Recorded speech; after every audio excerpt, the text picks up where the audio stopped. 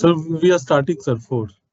Because I'm in a webinar right now, so I'm a speaker there. That's why. So I'll call you immediately once that is over on the same number. Okay. Kavita, right? Okay. Okay. Right. So, good evening to all of you. Welcome to the 22nd webinar conducted by the SSB ICMAI on the topic of sustainability viewed from the lens of economics. As a protocol, we start with our institute anthem.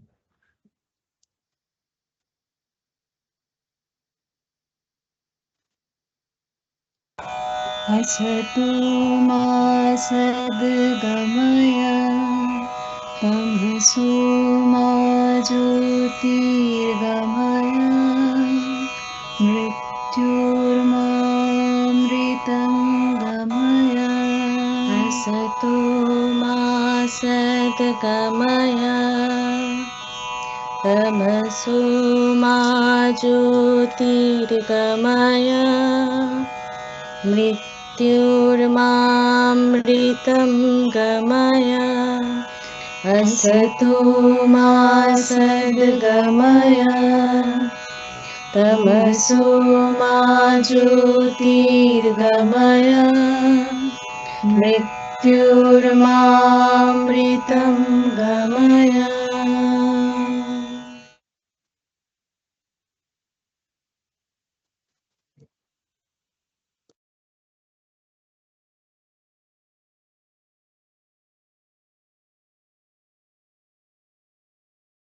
Thank you.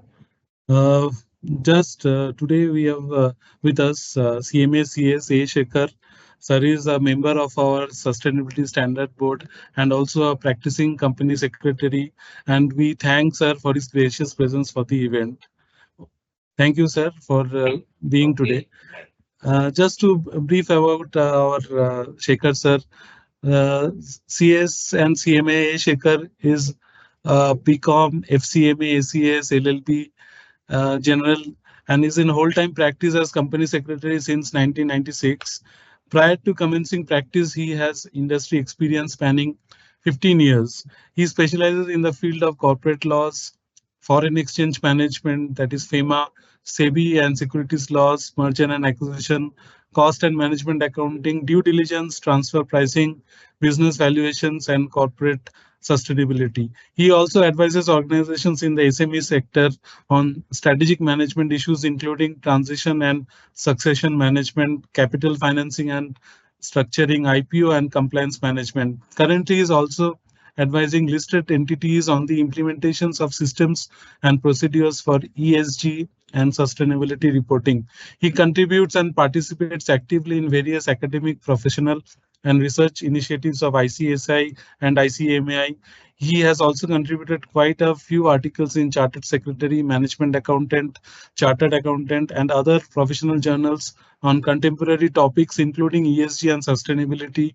He was member of the task force constituted by the Registered Valuer Organization ICSI, that is ICSI RVO, for development of the content for the valuation courseware for registered valuers. He has contributed his inputs as a member of the task force of the Institute of Cost Accountants of India for giving recommendations relating to Companies Act 2013. He has been co-opted as a member of the Corporate Laws Committee of the Institute of Cost Accountants of India for the year 23-24 and 24-25.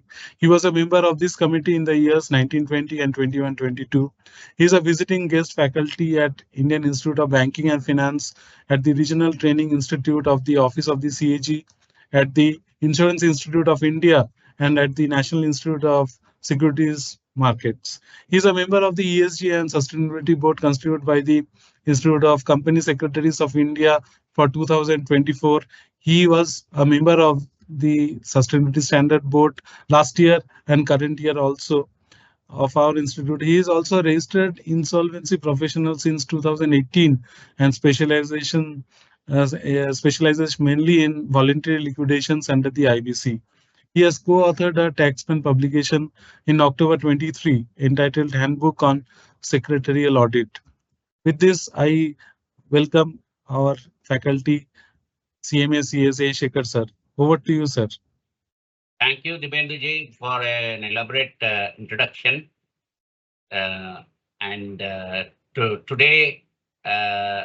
we are going to discuss a very important topic as to viewing the sustainability from the lens of economics, because economics drives all activities. All activities are covered by economics, and that's why it is very apt that the institute has chosen this topic, of viewing it from the sustainability from the lens of economics.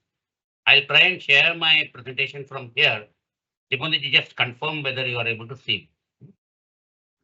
Sir, you can share, sir. We have open sharing.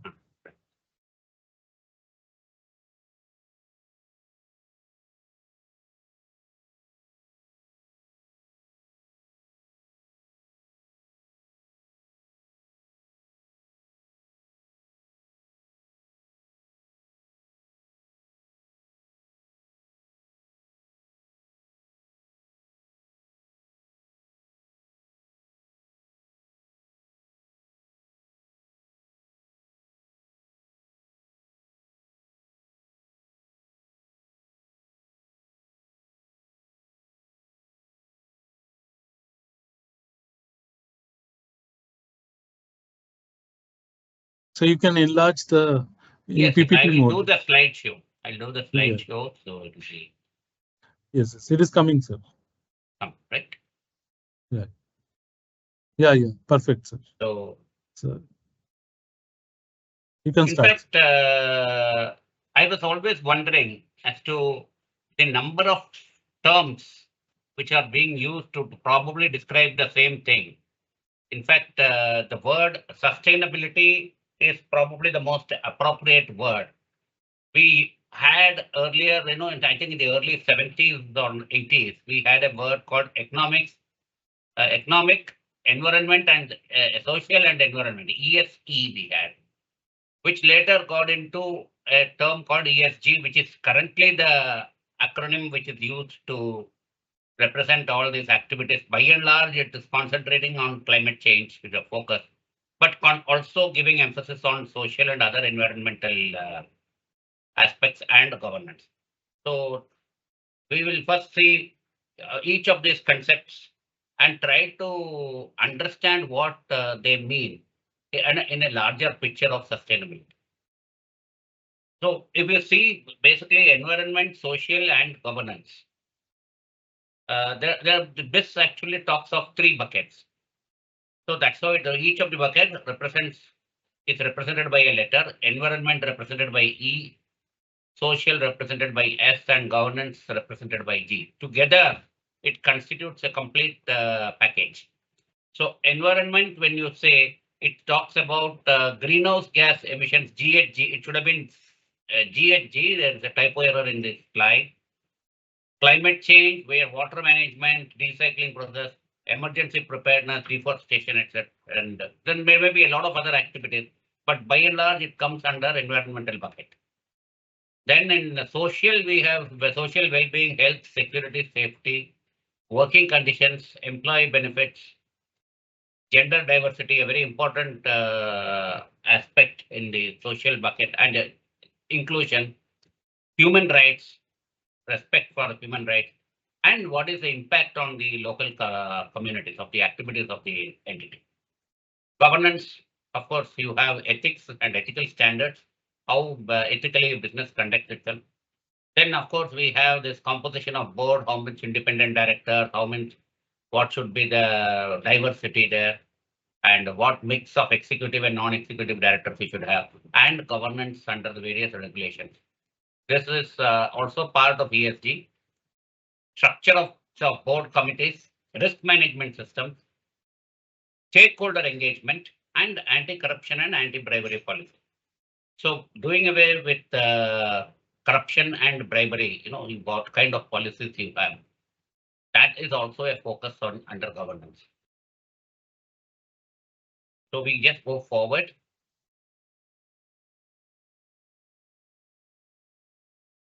The one term which is used, which you must all be familiar, is the triple bottom line accounting, TBL, which is nothing but people, planet, profit. The three P's. basically the business business entities are focused on the third P in this diagram, that is the profit. That is the economic variables dealing with the bottom line, cash flow, profits, etc. So there's a focus was entirely on the shareholders. But over a period of time, what has happened is that the emphasis is now on the stakeholder. So the concept of shareholder and stakeholder is very much different. Stakeholder is a much larger concept, includes the shareholders, but you also take care of the society, the environment, the regulators, the value chain, that is your suppliers and your end customers, your employees. They are all your stakeholders. There are a number of stakeholders, and to manage the ESG activities or the sustainability activities, it is very much necessary for any entity to identify who all are the stakeholders of the business, whose interests are affected by the activities carried on by the business.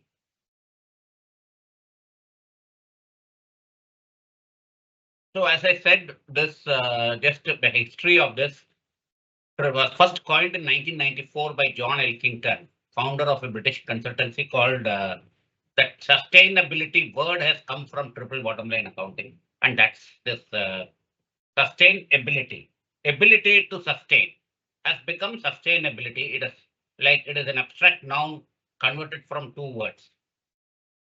Triple bottom line accounting basically is an accounting framework that includes social, environmental, and financial results as bottom line. Financial results, we have the accounting gap. India has got its own accounting gap, and various countries, they have their own setup. IFRS is their international financial. So as per the generally accepted accounting practices, the results are prepared. And social and environmental, there are a lot of frameworks to determine that. But TBL gives results with three distinct orientation. This is a very important concept. Now, when we will be discussing more on the sustainability concepts as we go forward.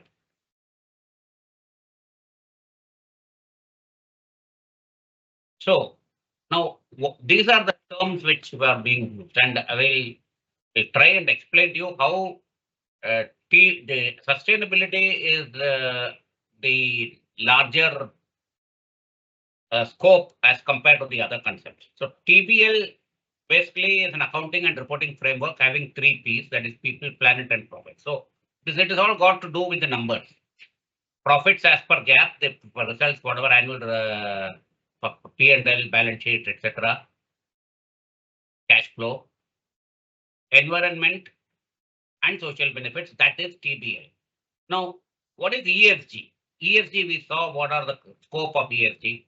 In addition to the financial factors, ESG mandates that the entity should take care of the interest of the stakeholders, and while taking investment decisions, they should act responsibly, considering these aspects as well. So ESG is the E and the S, which is there already above in the TBL, plus the governance. So now you can see in ESG, profits as per GAAP is not there. And in TBL, governance is not there.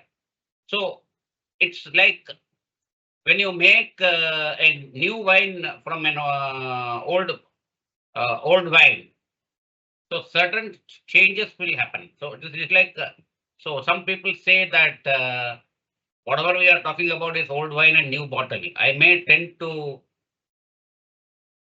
agree with that, because we are again talking about the same thing. We are talking about environment, we are talking about social. But what we are doing, that is what is important. Governance is also given importance here, but ESG doesn't talk about profits. So the question which comes up is, unless you have profits, unless their shareholder interest is also taken care of, how are we going to, as a business entity, how are we going to take care of this ESG? So This is where sustainability word comes in. Sustainability basically is PBL plus ESG. So both these things put together becomes sustainability. So sustainability, what is sustainability as a concept? Sustainable development, when we say, we are talking about sustainable development is a development that meets the needs of the present without compromising the ability of future generations to meet their own needs. So it also considers the future. In future, how the resource, today certain resources are available. We are exploiting these resources and carrying on the business, generating income, deploying that capital and the income in various activities and rewarding the shareholder. But are we taking care of the stakeholders in the bargain? That is the focus of sustainability. So all the stakeholders are important, but it is necessary to balance the interests of each one of the stakeholders in the process. And that is where sustainability plays a major role. Now, typically, whenever you see ESG, when you talk about that, ES and G is already here. Now, why I have added this economic? The economics become very important. Without economics, the ES and G stand alone will not be meaningful unless you have an economic sense.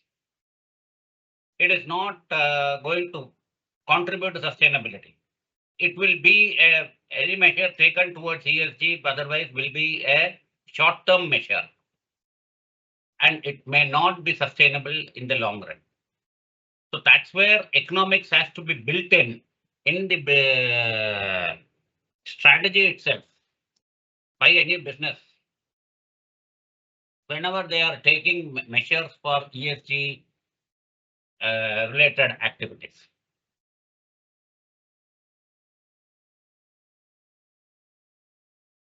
Yes, again, sustainable development. Everybody can talk about it. We can explain about it. We can say it is a very simple concept. There are 4 components: economics, environment, society, governance, EESG. That is the term which sustainability is all talking about. We have added economics to make it more substantial. But is it that simple? It is quite difficult because each stakeholder has got his own interest, and there is a need to balance the interest of each of the stakeholders while we pursue these activities. So now, what is sustainable development viewed from that angle? It refers to a mode of human development in which resource use, that is it basically use of resources, aims to meet the needs of human beings while preserving the environment. The environment is preserved, resources are utilized, and human needs are met. But now this meeting of human needs, what duration, what time frame are we talking about? We are talking about to be met not only in the present, but also for generations to come. So this is probably the best description of the activity of sustainable development. The needs have to be met not only in the present, but also for generations to come. So that highlights the scope of sustainable development. It is very vast, and unless you add economics into it, the ESG aspect alone will not be complete. Of course, when we use, as we will see later, when we use the word economics alongside ESG, there will be a lot of overlap because there will be common aspects when economics actually deals with what. So we will try and examine how economics, understanding economics helps in the ESG pursuit. This is something which has evolved over a period of time. what is it that you should do to have a very good sustainability perspective for any business, and if we need to have this understanding from a stakeholder point of view. So the first requirement, of course, is to understand the business itself. Because unless you understand what is the business, unless you define the business in which the entity is doing, you will not be able to appreciate or understand what are the risks, what are the opportunities, what are the prospects, and what is the perspective, material ESG related risks you have to understand. So that is why it is necessary to understand the business first. Once you identify the risk, once you identify who are your stakeholders, then you will be able to proceed, engage in discussions with the stakeholders, and then go forward along these lines. And now, having understood how you go forward is using common sense. And common sense is something which is easy to understand again, but not very common.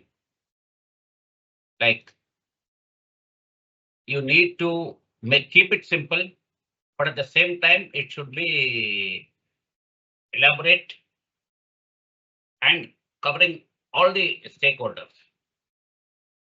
The logic you have to master. So this again comes out of B and C. When you understand the business and you use common sense, logic is not going to be different. Now comes the economics. When you understand the business, you have to appreciate what is it that a principal focus of the business.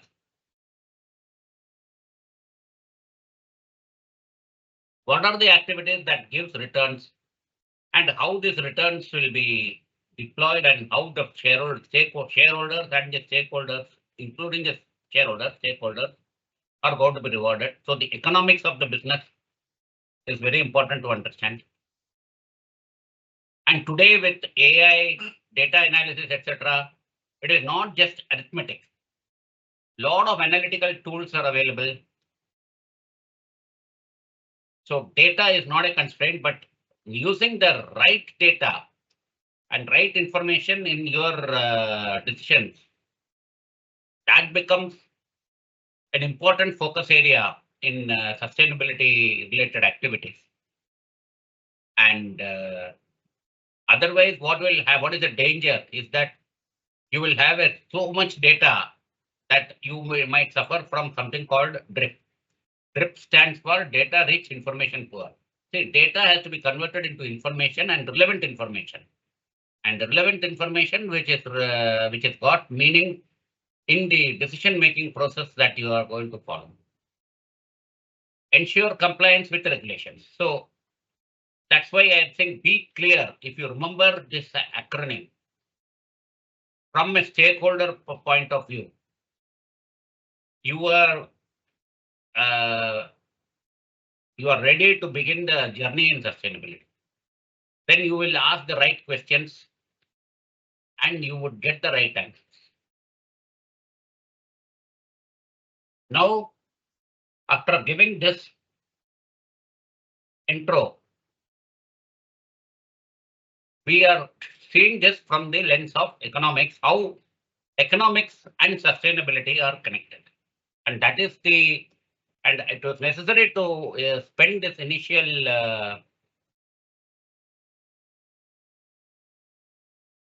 inputs to make our focus clear.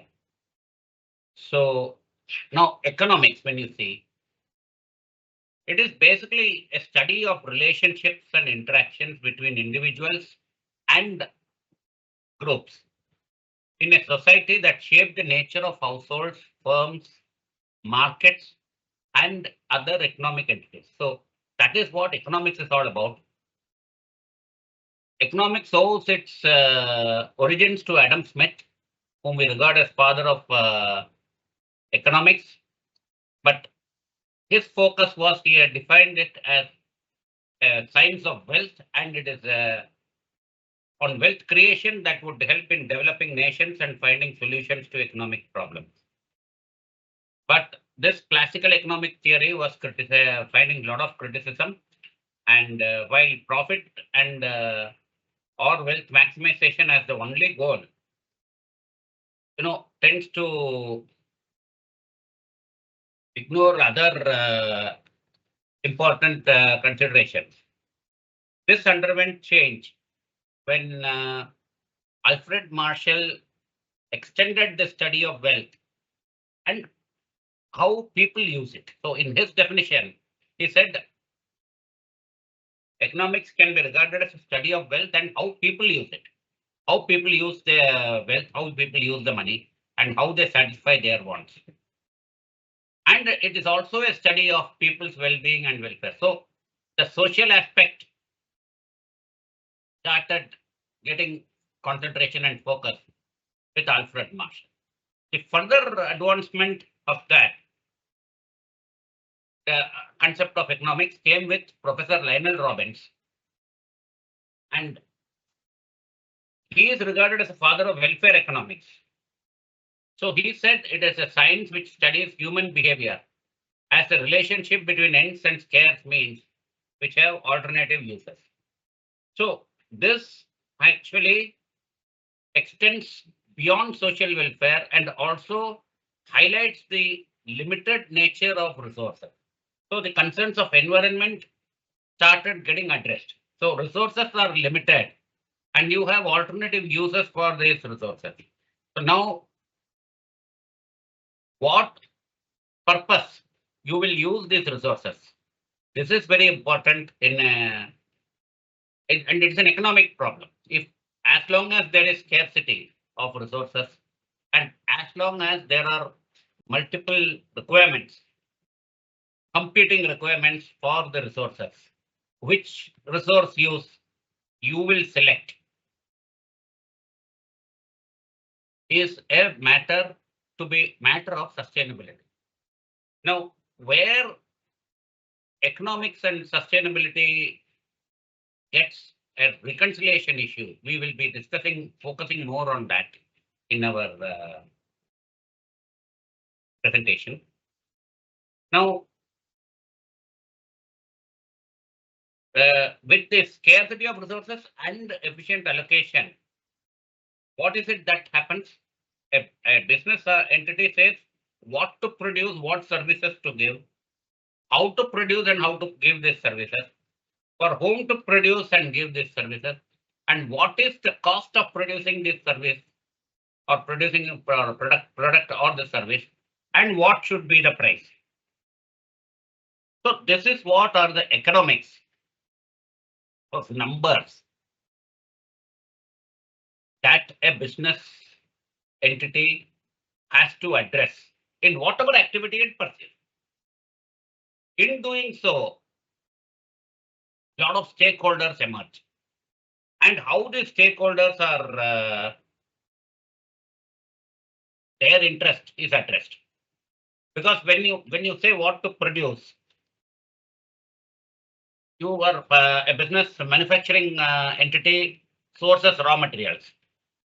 So when you source a raw material from which supplier you should select, whether this supplier is following the right practices of packaging, what about the quality consideration? Are there any environmental concerns? So all these years, till the focus of ESG, we were only concerned with quality per se for the product manufacturing the product or giving the service. We were not concerned with how much environment friendly they are or how they are transported and whether they are transported using, let's say, child labor, whether there is any abuse of human rights in the transportation process. We have never applied our mind on all this. Now, with the focus on sustainability, ESG, etc., this becomes important, and economics is concerned with that. Economics, welfare economics, is very much concerned with the activities of a business. It's human rights issues, social inclusion. All these are very much part of economics. And economics, actually, if you see, there are two branches. One is called microeconomics, which is that studies economic problems at the level of individual units such as household and firms, and macroeconomics, which deals with economic problems at the level of economy as a whole.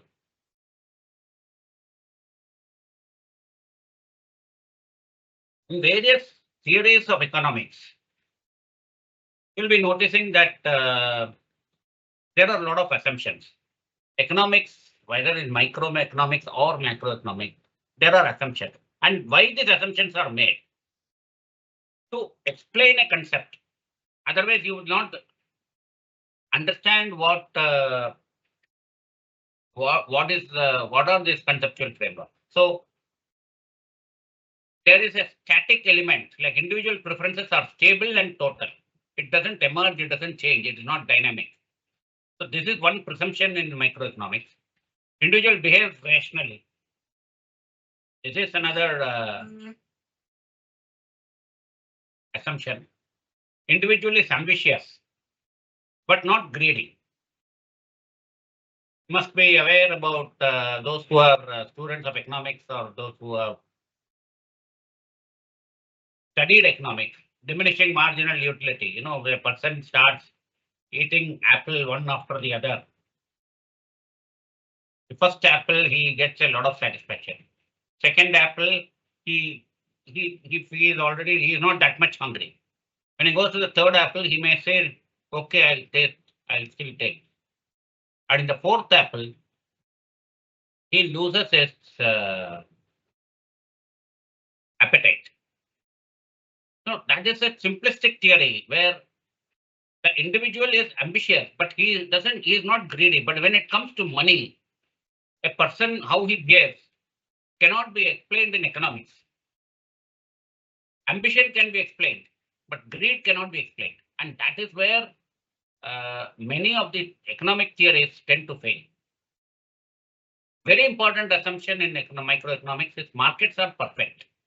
That means when you say perfect market or perfect competition, there are large number of buyers and sellers, and none of them can influence price of products or service significantly at an individual level. So if you increase the price, the buyers will not come and buy your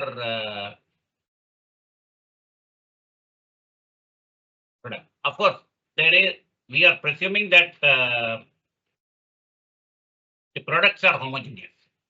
And when there are multiple variants, so the variants make it more difficult to predict the behavior of people. Now we go to the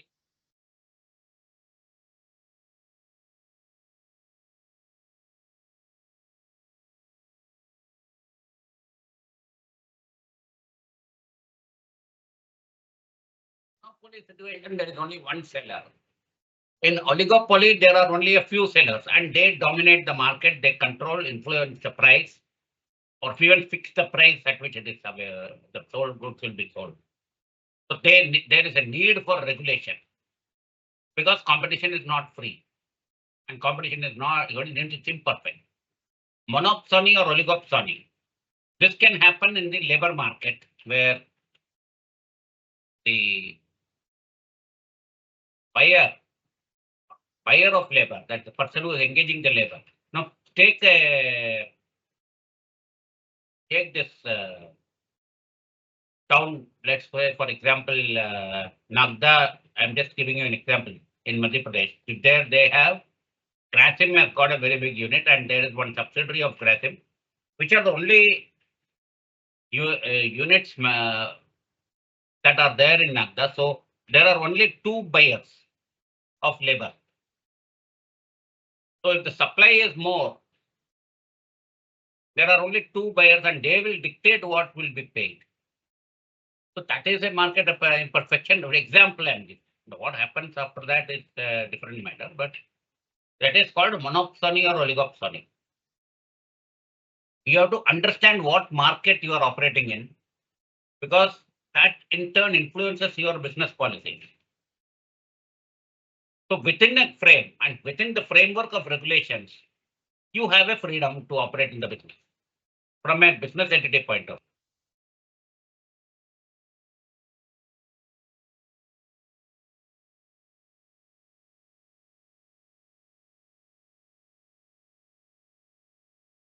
Competition. If I have to give you some features, it's a market structure where companies sell similar but slightly different products.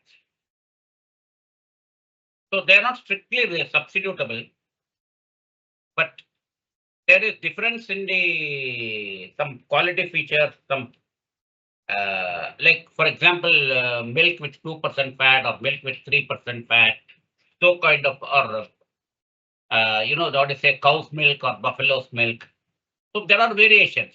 So those who are conscious of buying only low fat milk, they will go only for low fat milk, and there may not be very many suppliers in that market available. So that could be a scenario. Companies compete with each other, but no one company has got monopoly on the market. Some control on price is possible. Product differentiation, brand name, different quality levels. So like a new brand you could have an established brand. So for customer preference for the brands are different. So like some examples in the service is restaurants, fast food services, etc. You can see very clearly the monopolistic competition. Companies compete based on quality, price, and marketing. Marketing is very critical in monopolistic competition.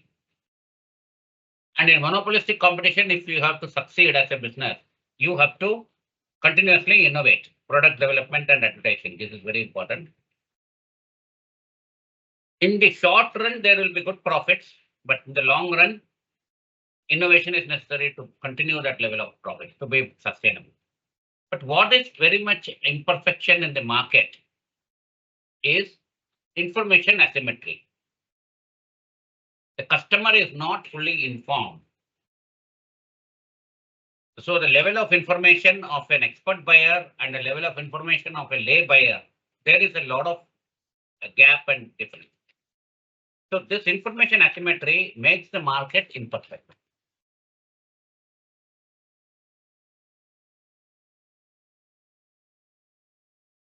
Now, this is a standard economic metric. There are factors of production and there is a reward. Now, if you examine the first one, typically in economics, microeconomics, it is said, an enterprise gets profits as its reward. But these profits are made by in what way? Capital is required. So when you get capital, you reward capital with interest. Land means resources we are talking about. We have, so you to get the land, either you buy the land or you take it on rent, and labor is paid wages. So this is tested, and this is how the principles of economics operate. But what has happened to this whole point is there is exploitation of some of the factors of production and services. And that is adverse to the environment and to the society. And that is what needs to be addressed. And this is very much an economic concept. So this is where the overlap comes. So economics is important. There should not be abuse of your dominant position. Now, what are the exploitation of labor and natural resources? What are the points that happen? It's a cost versus value proposition. This is very much necessary because if a business has to make profit, it has to control its cost. And as per what we have seen, revenue minus cost is equal to profit. So for you, profit is a value proposition. Anything that reduces your profit is a cost proposition. So if you want to maximize value, that is a very crude but a simple method of understanding which every businessman follows. But what is missed in this process is, are you exploiting any factor of production in achieving your value? That is an economic question. And this is where you have to pay your attention when you are talking of sustainability. Theory of comparative advantage, it's a very popular economic concept. Two countries do trade. Absolute cost advantage is there, they will definitely trade, it is very clear. But a country has, let's say there are two goods, but in the second one, the cost difference, in both the cases, the developed countries are maybe at an advantage, but the cost of getting getting a BPO, the BPO is a result of comparative advantage, and the countries which or workers or employees from a country with less developed, being a less developed nation, they are employed by a developed nation. They maximize their value. And in the less developed or under the developing country, for them, because of the differences in the purchasing power parity and the demand supply, in turn of the demand supply of the foreign exchange, the less developed country or developing country also stands to gain. So both parties stand to gain, and that's how the comparative advantage comes. Reckless use of natural resources, forest getting down, or fossil fuels, non-renewable energy. These are all exploitation, basically, of natural resources, which is not good. Abuse of human rights. Now, there are ethical questions also with respect to that. I can give you an example of Bangladesh. Bangladesh, in fact, 70% of its export earnings came from export of textiles, and the economy started booming. But it was noticed that they were employing a lot of child labor in the process. So there is an abuse of human rights. Now, whether and child labor is an abuse of human rights, and working conditions, etc., amounted to exploitation of labor. Now, again, abuse of human rights. There is also Indian example, the firecracker industry. You know where you get your Diwali firecrackers. They are all made in a place in Tamil Nadu, which is very well known for that. And there also child labor is employed. So whether you should encourage that is a question. And in sustainability questions, if you ask, then the answer is strict no. So it is kind of an eye opener for all of us as to whether we should encourage such activities.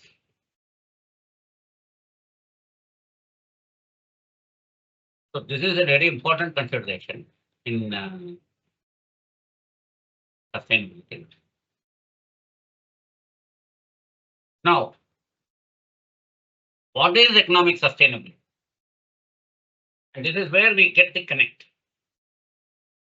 It is an approach by which economic activities are conducted in such a way as to preserve and promote long-term economic well-being. Actually, in real practice, it aims to create a balance between economic growth, resource efficiency, social equity, and financial stability. All this it seeks to create, and balancing of current and future consumption, and practices that support long-term economic growth without negatively impacting the environment. What influences economic sustainability? Responsible management of resources, obviously, because the resources are finite and you have to manage them responsibly so that the future generation is not affected. Financial stability at the macro level, this is very important. And this can come in only when economics come into play. So ESG by itself doesn't talk about economics, but sustainability has to talk about economics, and that's why we are giving it an extra attention to that. Capacity for achieving efficiency and innovation by enterprises. This is very much necessary because that is what makes it sustainable. Your ability to innovate. And because if you see in the telecom market, for instance, you must be aware of earlier a company which came out with a very early stages, a public issue making fax rolls. It was doing very well, fax rolls. Today, fax itself is outdated. Or pager, perhaps the shortest life cycle for a product. Today, pagers are virtually non-existent. Okay. Next, efficient recycling and use of renewable resources. There is a lot of focus on renewable resources, use of renewable resources, because it is abundantly available, like solar energy or wind energy, and less use of coal. Coal is a fossil fuel.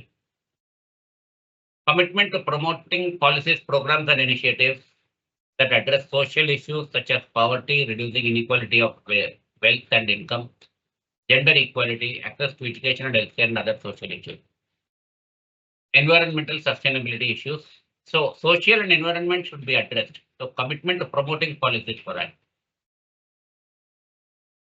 International cooperation and partnership between public administration and private enterprises. And of course, the corporate responsibility towards economic sustainability.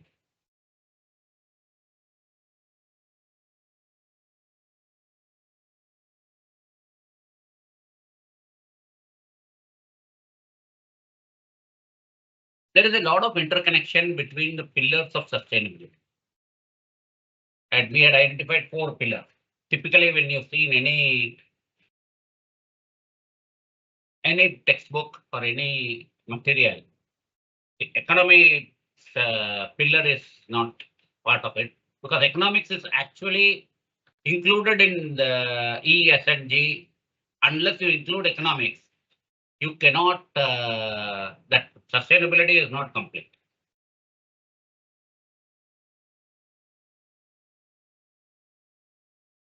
So how you can make this thing sustainability, we have explained. Pillars of sustainability are closely interconnected in that every action that you take has got a spillover effect on the others.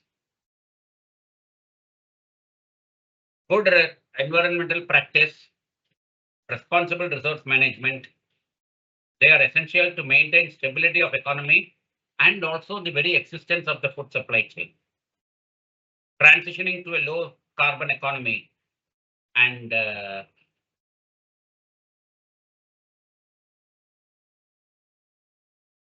adopting sustainable practices. These are very much important. And social sphere is also connected with environmental and economic sphere. Equitable and inclusive society where inequalities are reduced, social cohesion, active citizen participation. This is very much necessary for having a resilient economy, and people's health and well-being are closely connected to the quality of the environment in which they live. Understanding stakeholder concerns, as I already explained, this is a very important step. And balancing and reconciliation. Very important that when there are competing requirements, you need to balance based on priorities, which each nation, each country has got. Now, with this background, we can go to sustainable development goals. This actually is the history to that. This is the pathway to sustainable development goals. 196 signatory countries to achieve reduction. There are targets. So here again, see, sustainable development, we are talking of economic growth. We are talking of social inclusion, and we are talking of environmental protection. 17 interlinked goals objectives designed to serve as a blueprint. And India is one of the 193 countries which has accepted the targets to achieve sustainable development goals. So, as our Prime Minister has said, it reflects our understanding of social, economic, and environmental linkages that define our lives. Now, with this, we'll see. There are 17 SDGs, and each SDG, in fact, if you see, if you try to see which all of these are have got an economic focus, you may probably say that what economics is there with, let's say, life below water.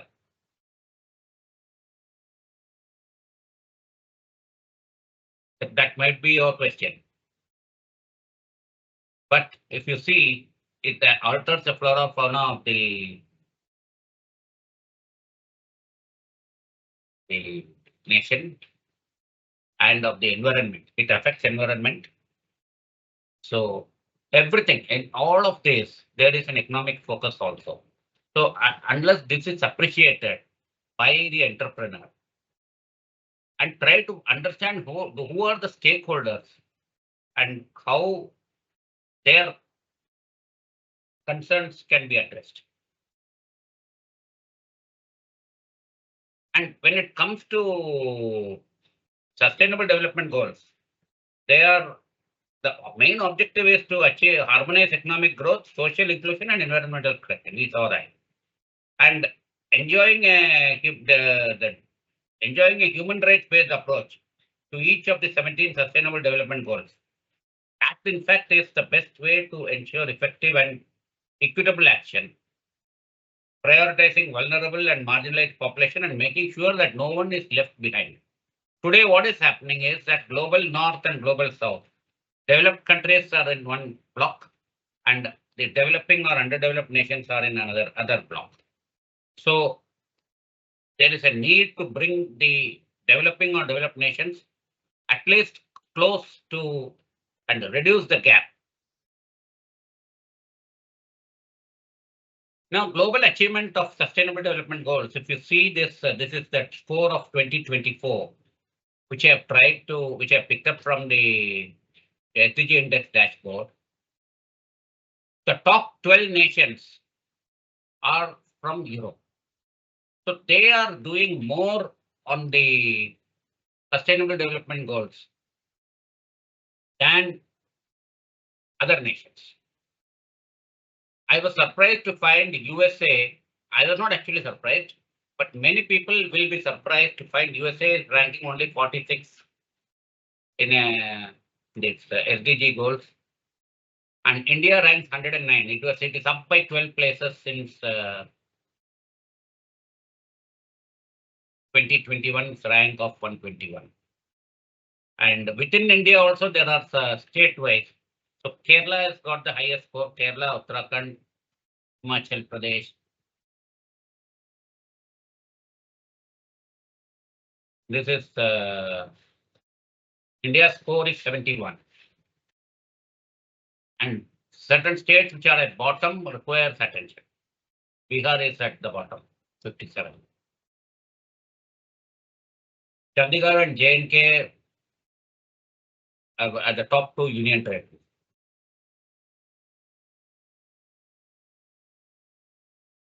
Now, what are the gaps in the progress towards achieving SDG targets? He said that awareness levels are there, around 50% awareness level is there around the world. But achievement, only 16% of the total SDG targets are progressing. None of the SDGs are on track to be achieved because the nations have given commitment for achievement by 2030, none of the SDGs are on track to be achieved by 2030. Gaps are in investments, energy, water, and transport infrastructure. There are gaps. Exploitation of people and exploitation of planet. The global economy is based on that, and both have long-term economic implications. And that's what has been highlighted also. That the climate change today is a result of that. Developing countries face challenges of high debt and a huge funding gap. 4 trillion annually. And displaced people and spike in civilian casualties, hampering peace and security. And what is necessary? Now, what is necessary to it? Must have seen recently, Brazil had proposed in the G20 that there should be a 2% tax on the super rich population, super rich or wealthy individuals or entities in the top 500. And that will give, they had estimated, I think, something around 450 billion US dollars, which could partly fund the funding gap for achieving SDG targets globally. US, as expected, is opposing that. India is not yet given a response, but I think at least looking at the nature of the suggestion, it is a soft target, easier to implement, but it will release the urgency with which, today we need to act. As I have said, this battle for sustainability is like a Dharma Yuddha. So now when you say Dharma Yuddha, it will be if we try to dig into the past, what is it that has created this exploitation scenario? Developed nations are exploiting the developing nations. The carbon footprint is contributed mainly by China. India are at the top 1 and 2. Manufacturing operations, etc., are all outsourced to these countries. And with a one-dimensional approach of only making rewarding the shareholders, these countries started carrying out these activities. And today, the same nations which outsource these activities are turning around and saying you are contributing to the carbon footprint.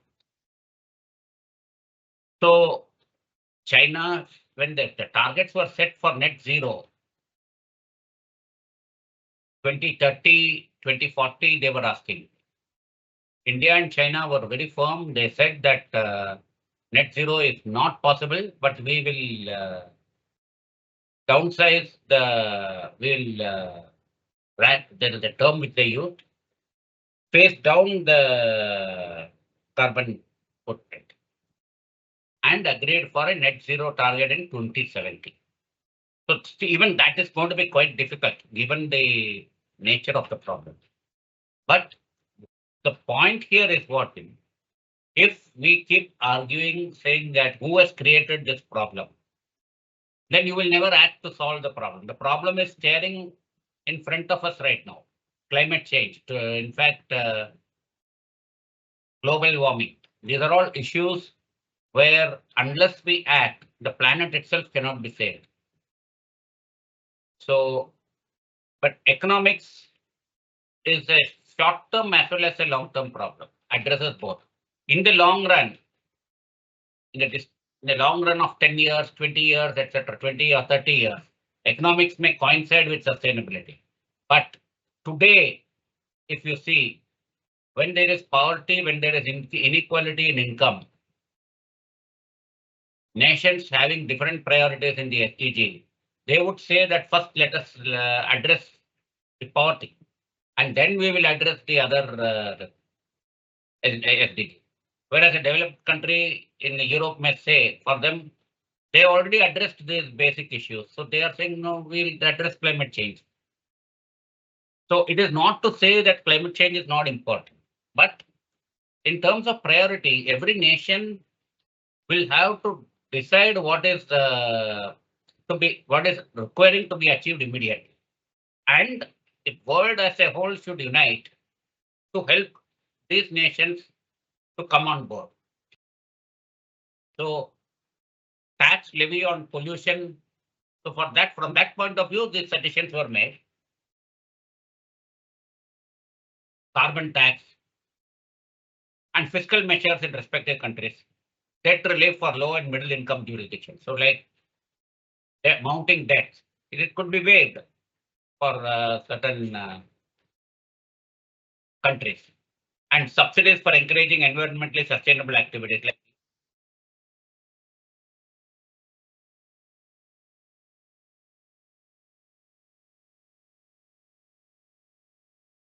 green bonds for financing sustainable projects. This has really picked up. Green bonds are doing very well. And the circular economy. We'll be discussing this green bonds and circular economy in the next slide. As per S&P Global Ratings forecast, see the volume. It is expected to check 1.05 trillion US dollars in 2024. And this graph shows it broken down into in 2023.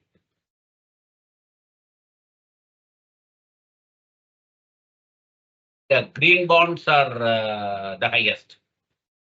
Sustainability linked bonds, green, that's also getting picked up. And social bonds also are there. So green bonds is an excellent method, means to finance SDG gaps.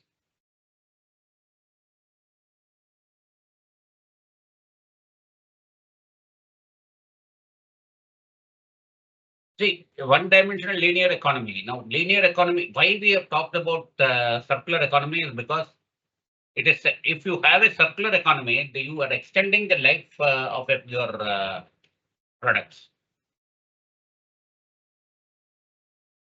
So the resources get used fast and you generate waste, and that waste is disposed of. So the life cycle is shortened, and that needs to increase the use of resources. Whereas when you have a circular economy, the usage of resources is less.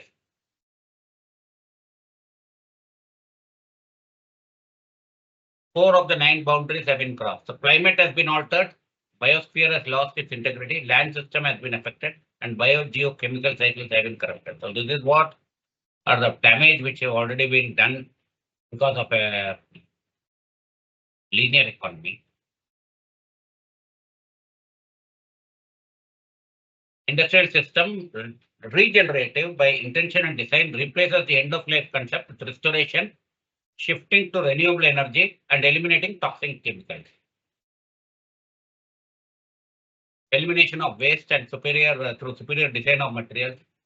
See, circular economy is not the goal, but it is a tool or a mechanism to achieve other sustainability goals.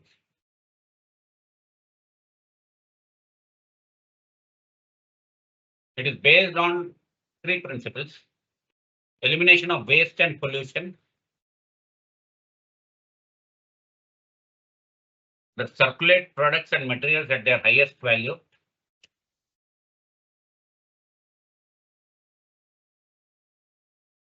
and regenerate nature.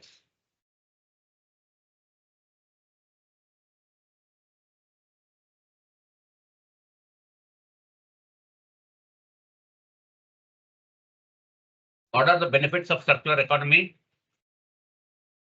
It's just if you can robust, secure supply chains, environmental impact through recycling, etc. Sustainable use of natural resources, reduce wastage, enhance domestic manufacturing and industry, lead in development and commercialization of end-of-life processing technologies, maximize product and material value, ensure equitable resource distribution, and contribution to human development and well-being. So it's a see as a strategy. If innovations are made in extending the life of your product, it benefits the business directly, and it also addresses a number of stakeholder concerns.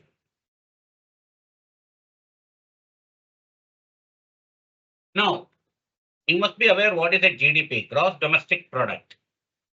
It's an important economic concept, and based on that, today even India also talks about $4 trillion economy, so on. US is the number one in terms of GDP. But what GDP does not reveal, US is not the happiest country. US is not the best place to live for everybody. And economic well-being, there are a lot of gaps. Income inequality is very high. Why I'm saying US is because it is number one in GDP. GDP does not reveal all this. It's not a measure of overall standard of living or well-being of a country. Although they are important to measure what is the total wealth. When it is skewed, the wealth is distributed unequally, and a creamy layer exists, with the remaining parts were having much lower levels of wealth or income. It's a lopsided development. Although changes in output of goods and services per person, that is GDP per capita, are often used as a measure of whether the average citizen of a country is better or worse, it does not capture things that may be deemed important to general well-being. That's what we are trying to say. It's mere aggregate of output of goods and services. Does not reveal at what social or environmental cost the output itself has been achieved.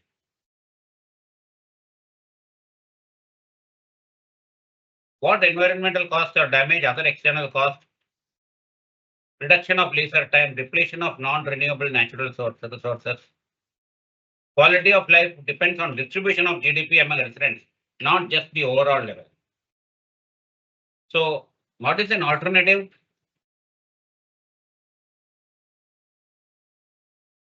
So, this GPI,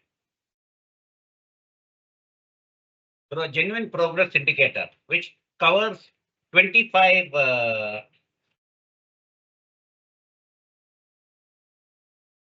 various parameters under 3 buckets: economic, environmental, and social. It's a metric used to measure the economic growth of a country. It is considered as an alternative metric to the more well-known GDP.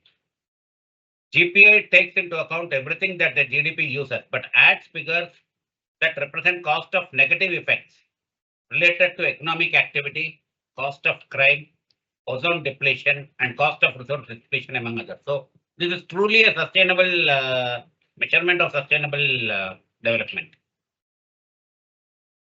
And the net of the positive and negative is done to determine the GPI. So it's a national measure of economic growth and prosperity.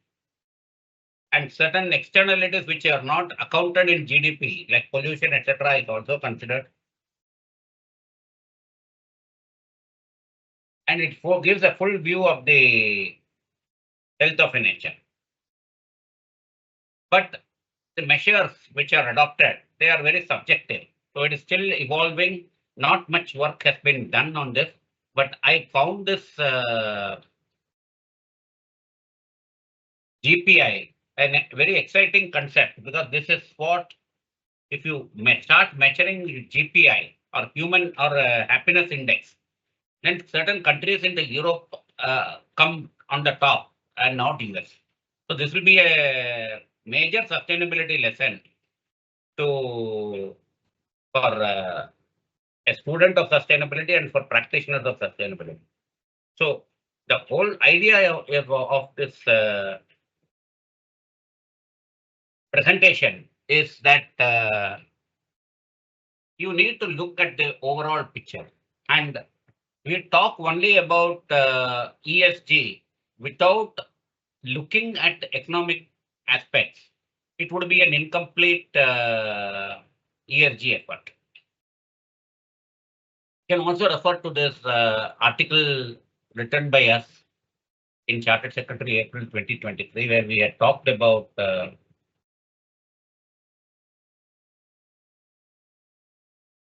achieving economic sustainability through ESG, where we had addressed, but this is we have done a little bit more research into the role of economics. So it has been good sharing experience, learning experience, and I am very much thankful to the SSB for giving me an opportunity to share these concepts with the people who are interested in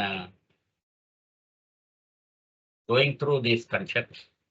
And with these words, I have ended my presentation. If you have any points or questions which are there, I'll be happy to take them.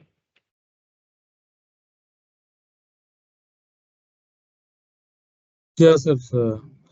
Thank you, sir. I think we have many questions lined up. Sir, to start with, the first question is that what are the economic challenges faced by developing countries in pursuing sustainability? Poverty is one major challenge. There are 17 SDG goals. So any developing nation will first have to prioritize. You see, today what has happened is that there is a wave. It's kind of, today it's not a tsunami, but it is a wave, all right. That countries have committed to certain targets to UN. So at the most there may be some delay, but the inevitability of achieving the SDG is there. So what is required is that the country concerned should sincerely look at what are the issues which are affecting the nation in the short run, in the medium term, in the long run, and how they can be addressed and in such a manner that we don't cause harm to the environment and the society. And what is the funding gap? And since now there is a global consensus, perhaps there should be a body. But again, this is a suggestion. Otherwise, the nation themselves have to take the steps. There should be a way of, getting finance for the gap. So that fundraising has to be done. And it is not difficult to get these funds nowadays compared to what it was before. I'm not very sure whether I've answered that question, but this is it's a respective nations will have to take their call. Yes, next. Yes, sir. So next question is that how does international trade impact the sustainability goals of developing and developed countries? No, see, international trade goes on comparative cost advantage.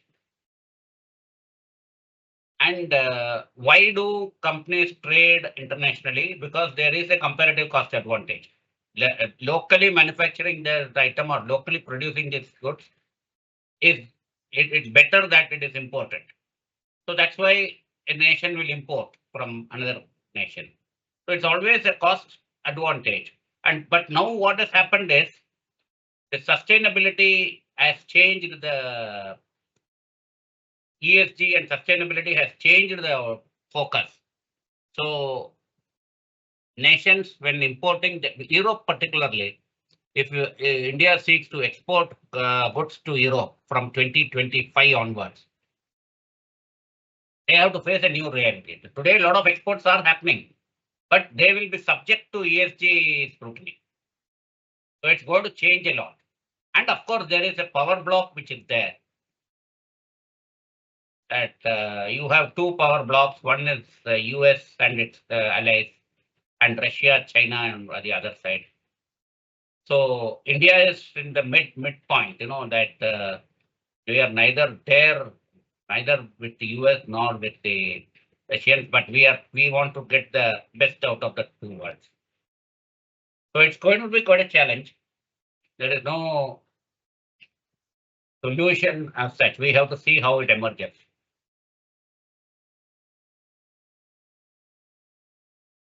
Yeah. Sir, another question has come. Can sustainability-oriented economic reforms help mitigate the impacts of global issues such as climate change and biodiversity loss? No, the effort is on. Definitely, it is on. This is the only way to do it. But the international partnerships, etc., there should be great commitment. Now, we will see now. See, this momentum has gathered pace. We need to see how it is going to take shape. But this is the only way. Every year there is meeting of these parties and they review the progress made. So far, progress is not there. We have seen that, but it will be addressed. The problems will be addressed. Right, sir. Sir, another question is that what are the economic implications for companies that fail to adopt sustainable practices in the long run?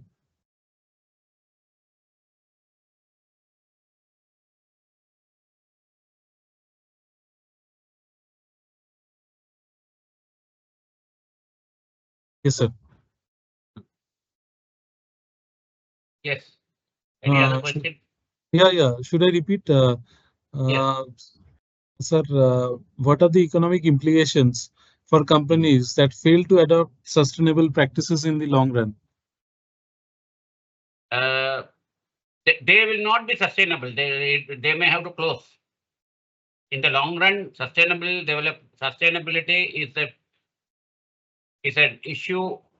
It must be addressed. Right, sir. As I explained, sustainability and economics in the long run coincides. Right, sir. So another question has come, how do concepts like the circular economy and green finance transform traditional economic models? It will transform traditional economic models because what is going to happen is that the usage of natural resources in a circular economy is going to be much less compared to what you use in a linear economy. Because when you are recycling, refurbishing, repair, that RE concept which we had explained earlier, or which is available in the RE philosophy. It means that you are extending the life of the product. And when you extend the life of the product, you are going to use resources less. And when you are using resources less, the sustainability is getting improved. It's a very simple concept, but very difficult to translate. But then a lot of companies are taking efforts in this, life cycle assessment is done. And life cycle assessment, results of that is an input for circular economy. Circular economy by itself is a means to achieve the SDG, and it's not an end in itself. So there are a series of steps. It all refers to, completely remodeling the way we think, the way we operate. Yes. Yeah, sir, another question, how do green economy create new job creation or impact the global labor market? No, when green finance is going to be raised, it is meant for a particular purpose. It's meant for that it's related to climate change or it's related to this thing. So it will definitely impact the job market. When there is more financing activity, more people will be required in the projects that are implemented in the sustainability sector itself. So that's going to create a opportunity for new jobs. In fact, I'll just share with you the ESG job market, ESG sustainability job market carries almost about 30% premium as per a study over conventional salary. You know, data analysis, data scientists, etc., are in great demand in the ESG space. That's a recent trend, and particularly in Europe, there is a very big demand. Right, And sir. it will come to India also. See, India also, you will see sustainability of department might be separate in many companies. So corporates are serious. But what is important is that instead of a compliance mentality, there should be a governance mentality. If you go with a checklist and try to comply, then it is a cost proposition. But if you go with the thought process of governance, of sustainability as a goal, then the whole focus becomes one of value. You can measure the additional value that you will create. KPIs for that are still in development stages because it's a slightly more abstract subject. But yes, definitely much bigger and exciting scope in this space. Yes. Yeah, sir. So another question is, what economic incentives are most effective in encouraging businesses to adopt sustainable practices? There is, see, for certain areas where it's a priority for the achieving the SDG, renewable energy, for instance, there are central level subsidies, etc. State level subsidies are also there. But more important than any subsidies or incentives is it's a self-motivating desire to be sustainable. If you spend money today, invest in projects for sustainability, it will be regarded as a capital expenditure. And the returns on that investment over a period of time, you start measuring it, I'm quite sure that it will be rewarding. So you may not need any incentive, it is an opportunity. So it all depends on your business process, your strategy. As I explained earlier, you define your business, you define who are your stakeholders and how their interests are to be addressed. You have already done 50 to 60% of your job. Then comes the question of the processes to be adopted. In most places, you may not need a subsidy or an incentive. The environment itself, see, out of a risk comes an opportunity. And that is what enterprise is all about. Yes. Yeah, sir. Another question is that what is the government role for this trade-off between short-term economic gains and long-term sustainability goals? Government role is very important because they have to define what are the priorities, and that definition should be communicated to the stakeholder, to the people at large. Like, for example, zero poverty might be addressing poverty is a short-term issue. Reducing inequality, it may be a medium-term issue, depending on the gravity of the problem. Zero hunger also will be a short-term issue. So, like each of the SDG, the gaps are already known. So there should be an action-oriented plan. India has got this NITI, the think tank. So with association with NITI, they are monitoring it on a yearly basis. Only thing is, in this last 1 or 2 years, there was a slight slowdown of that. More emphasis was there on elections, possibly. But I think they are again getting back on track. And government role is very important because the fiscal policy which the government will follow, which sectors to encourage, which sectors should be, regulated more. That government policy is going to be decided now. In addition to regular inputs, the sustainability angle will come in the government planning process also.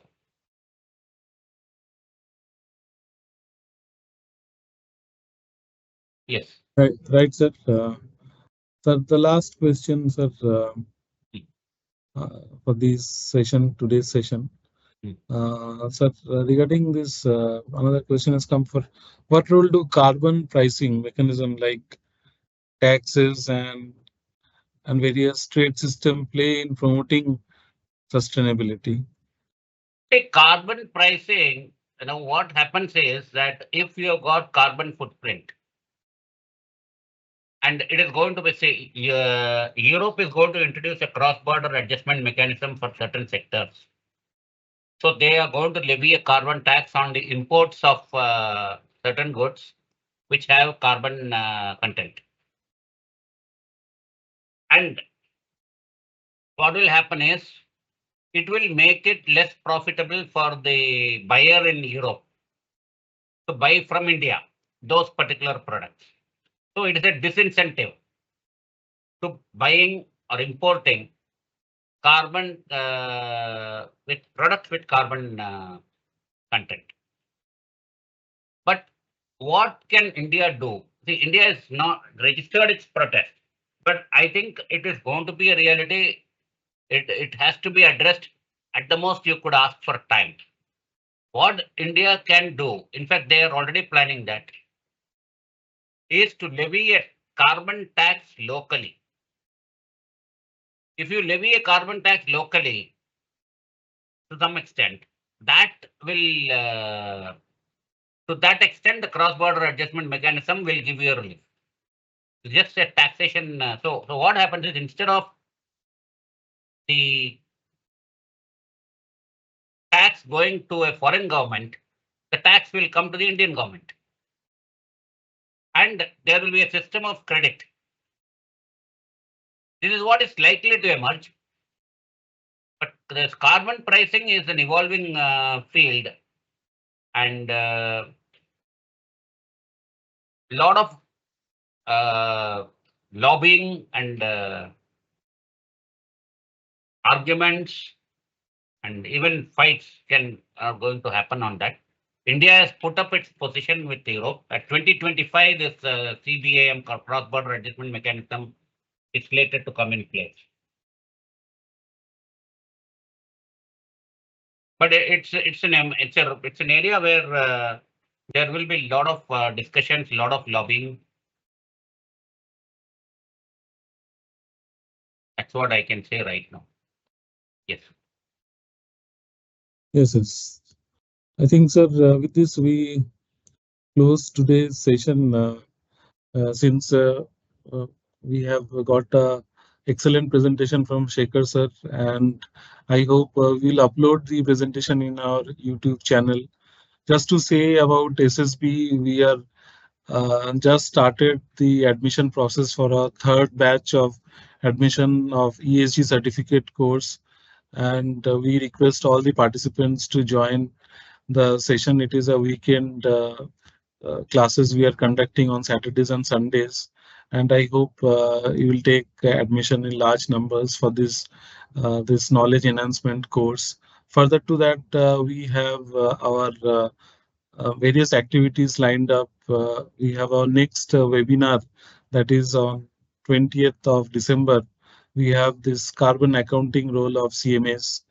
We request all the participants to join in numbers, where one academician, Madam Jyoti, would be taking the session. After that, we have lot of activities. We have Sukhino Bhavantu would be released on this 24th, being 25th is a Christmas Day, which is our newsletter where we actually assemble articles on sustainability, and I hope you will contribute as a as a as a resource person for our Sukhino Bhavantu, that is a monthly newsletter. We have started the best award for Sukhino Bhavantu, and the first award has already been announced in our last SSB board meeting held on last Saturday. And we also have January as a sustainability month, where we will be having a lined of activities. in the realms of sustainability, and we will be announcing very soon our activity chart in our Sukhino Bhavantu newsletter. We hope you will join in our activity of sustainability. And with this, I thank our chairman, CMA Dr. Ashish P. Tatte, for always encouraging us for doing the activities on the realms of sustainability. And I also thank all the SSB board members, including our Shekhar sir, who has taken us for a nice session on economic perspective on ESG, and also other board members for always motivating us for doing webinars and activities on sustainability. We also thank our President and Vice President, CMA Vibhushan Nayak and CMA TCA Prasad sir, for always encouraging us to do work on sustainability. And also we thank our colleague CMA Dr. Aditi Dasgupta for always encouraging and supporting us in our goal for achieving all the targets in the sustainability standard boards. We also thank our IT and other departments who are continuously helping us for making us this event possible every fortnight. And with this, we close today's session. Thank you all. Thank Thank you. you, sir. Thank you. Thank you all. Thank you. Thanks for a patient hearing. Thanks.